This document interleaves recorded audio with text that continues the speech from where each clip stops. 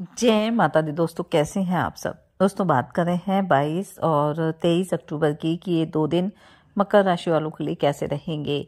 इन 2 दिनों में मकर राशि वालों को क्या खुशखबरी सुनने को मिल सकती है, किन बातों में इन्हें सावधानी रखनी चाहिए। तो इन 2 दिनों का राशिफल जानने से पहले हम इन 2 दिनों का पंचांग जान लेते हैं। 22 अक्टूबर 2025 दिन बुधवार रहेगा। कार्तिक माह शुक्ल पक्ष की प्रतिपदा तिथि जो 8:18 तक रहेगी। उसके बाद द्वितीय तिथि प्रारंभ हो जाएगी। प्रीति योग रहेगा। स्वाति नक्षत्र रहेगा। चंद्रमा तुला राशि में रहेंगे। राहु काल का समय रहेगा 12:05 से 1:30 तक। अब बात करते हैं 23 अक्टूबर की। 23 अक्टूबर 2025 दिन गुरुवार रहेगा। कार्तिक माह शुक्ल पक्ष की द्वितीय तिथि जो रात्रि 10:47 तक रहेगी। उसके बाद तृतीय तिथि प्रारंभ होगी। आयुष्मान योग रहेगा। विशाखा नक्षत्र रहेगा। चंद्रमा रात्रि 10:05 तक तुला राशि में फिर वृश्चिक राशि में आ जाएंगे। अभिजित मुहूर्त का समय रहेगा 11:42 से 12:27 तक। राहु काल का समय रहेगा दोपहर 1:30 से 2:54 तक। कार्तिक माह के शुक्ल पक्ष की प्रतिपदा तिथि पर गोवर्धन पूजा की जाती है और ऐसी मान्यता है कि इस दिन घरों में गाय के गोबर से गोवर्धन महाराज की आकृति बनाकर उनका पूजन किया जाता है। और साथ ही भगवान श्री कृष्ण की लीलाओं को याद करते हुए दान दक्षिणा जैसे कार्य भी किए जाते हैं। और गोवर्धन पूजा का जो ये त्योहार है वो 22 अक्टूबर 2025 को मनाया जाएगा। और इस दिन पूजा का जो शुभ मुहूर्त है वो दोपहर 3:13 से शुरू होकर शाम 5:49 तक रहने वाला है। और इस तिथि पर स्वाति नक्षत्र और प्रीति नक्षत्र का संयोग भी रहने वाला है। साथ ही साथ इस दिन ग्रहों के राजा सूर्यदेव तुला राशि में रहेंगे जहां चंद्रमा भी गोचर करेंगे। ऐसे में पूजा के लिए समय काफी शुभ फलदायी रहने वाला है। तो इस दिन आप भी पूरे विधि विधान के साथ गाय के गोबर से अपने घर के आंगन में गोवर्धन की आकृति बना ले। इस पर रोली और चावल रखें। पूजा के लिए दीपक जलाएं। खीर पूरी बताशे के साथ जल दूध केसर रखें। इसी के साथ सभी मिलकर गोवर्धन भगवान की पूजा करें, उनकी परिक्रमा करें।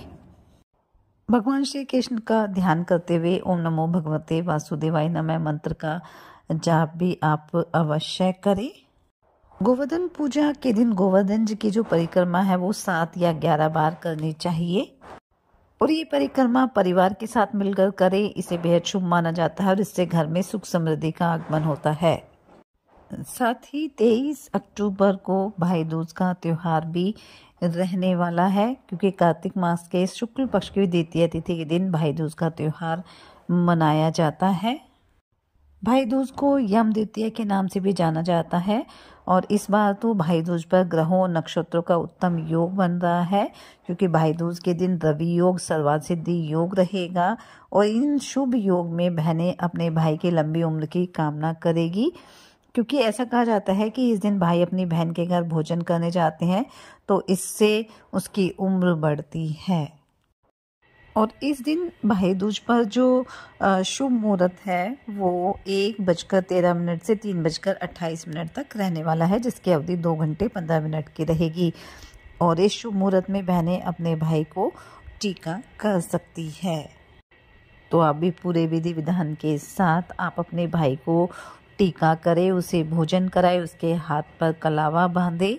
और ये कहा जाता है कि जो भाई दूज पर्व की शुरुआत है वो भगवान यमराज ने की थी। यमराज के ने वरदान दिया था कि जो भी भाई यम द्वितीया यानी कार्तिक शुक्ल द्वितीय तिथि को बहन के हाथों का खाना खाएगा उसके ऊपर से अकाल मृत्यु का भय दूर हो जाएगा क्योंकि इस दिन यमराज यमुना यानी अपनी बहन के घर रहते हैं। इसलिए यमुना तट पर भाई दूज का पूजन करना बहुत ही शुभ और लाभदायक माना जाता है। तो चलिए बात कर लेते हैं ये 2 दिन मकर राशि वालों के लिए कैसे रहेंगे। ये 2 दिन मकर राशि वालों के लिए बेहद लाभकारी रहेंगे क्योंकि इन 2 दिनों में चंद्रमा तुला राशि में रहेंगे और चंद्रमा आपको काफ़ी मेहनती बनाने वाले हैं। अगर आपका कोई सरकारी काम काफ़ी लंबे समय से अटका हुआ था तो आप उसे पूरा करने की कोशिश भी करेंगे और उसमें आपको किसी प्रभावशाली व्यक्ति की मदद भी मिलने वाली है। धार्मिक कार्य में भी बढ़ चढ़ कर आप हिस्सा लेंगे और इससे आपके मन को सुकून भी मिलेगा। इन 2 दिनों में कहीं घूमने फिरने भी जा सकते हैं और इस दौरान कई महत्वपूर्ण जानकारी भी आपको मिल सकती है। इन 2 दिनों में आप अपने घर की सुख सुविधाओं की चीज़ों की खरीदारी पर अच्छा खासा धन खर्च कर सकते हैं, लेकिन आपको हमेशा अपने बजट का ध्यान भी रखना चाहिए। आर्थिक दृष्टिकोण से भी ये 2 दिन अच्छे रहेंगे। रुके हुए धन के मिलने की संभावना रहेगी और इसकी वजह से आपके कारोबार की जो भी योजनाएं लंबे समय से रुकी हुई थी वह फिर से शुरू हो सकती है और जल्दी ही उसकी पूरी होने की भी प्रबल संभावना रहेगी। घर परिवार में किसी नए मेहमान का आगमन भी हो सकता है। दाम्पत्य जीवन सुखद रहेगा और आपका जीवन साथी आपके लिए कोई सरप्राइज गिफ्ट भी लेकर आ सकता है। प्रेम संबंधों के लिए भी 2 दिन अच्छे रहेंगे। नौकरी पेशा लोगों के लिए भी 2 दिन अच्छे रहेंगे। आपके बॉस से आपके रिश्ते बेहतर रहेंगे और इससे आपकी तरक्की भी होगी और आपके कार्य भी तय समय पर पूरे होंगे। आपका कोई पुराना मित्र भी लंबे समय के बाद आपसे मुलाकात करने आ सकता है, जिससे आपका मन काफ़ी प्रसन्न रहने वाला है। माता पिता के आशीर्वाद से आप अपने कार्यों में अच्छी सफलता भी हासिल करेंगे। कोई प्रॉपर्टी खरीदारी करना चाह रहे हैं उसके लिए भी 2 दिन अच्छे रहेंगे। वहीं अगर पार्टनरशिप का कोई काम शुरू करेंगे तो उसमें भी आपको अच्छे बेनिफिट मिलने वाले हैं। कुछ आर्थिक योजना भी आप बना सकते हैं और जिनका पूरा लाभ भी आपको मिलने वाला है। अपनी संतान की पढ़ाई को लेकर भी घर परिवार में आप बातचीत कर सकते हैं। स्वास्थ्य की अगर बात करें तो स्वास्थ्य अच्छा ही रहने वाला है, बस थोड़ा थकान का अनुभव कर सकते हैं। बाकी आप फिट रहेंगे, कोई बड़ी समस्या नहीं है। तो बस काम के साथ साथ थोड़ा सा खुद के लिए समय निकालें, खुद का ध्यान रखें, इससे आपका स्वास्थ्य अच्छा बना रहेगा। सामाजिक और राजनीतिक कार्यों में भी आपको अच्छी सफलता मिलने वाली है। कुछ खास लोगों से भी आपकी मुलाकात होगी। अगर आपने किसी को धन उधार दिया हुआ था और काफ़ी प्रयास के बावजूद भी आपको वापस नहीं मिल पा रहा था तो उसके भी मिलने की पूरी संभावना रहेगी। अगर आप अविवाहित हैं तो आपके विवाह का प्रस्ताव भी इन 2 दिनों में आ सकता है। हो सकता है आपका विवाह भी तय हो जाए। तो कुल मिलाकर देखें तो 2 दिन काफ़ी अच्छे रहेंगे, इसलिए इस समय का फ़ायदा उठाएं, मेहनत करें, अपने प्रयास जारी रखें। साथ ही सच्चे मन से ईश्वर आराधना करें, हनुमान जी और शनिदेव की आराधना करें, हनुमान चालीसा का पाठ जरूर करें। गोवर्धन पूजा रहेगी तो पूरे विधि विधान से गोवर्धन भगवान की पूजा अर्चना करें।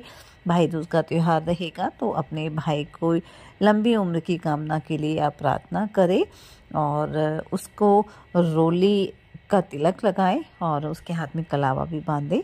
इससे आपके भाई के जीवन में सदैव खुशियां बनी रहेगी। ये 2 दिन आपके लिए मंगलकारी रहे। इसी मंगल कामना के साथ जय माता दी।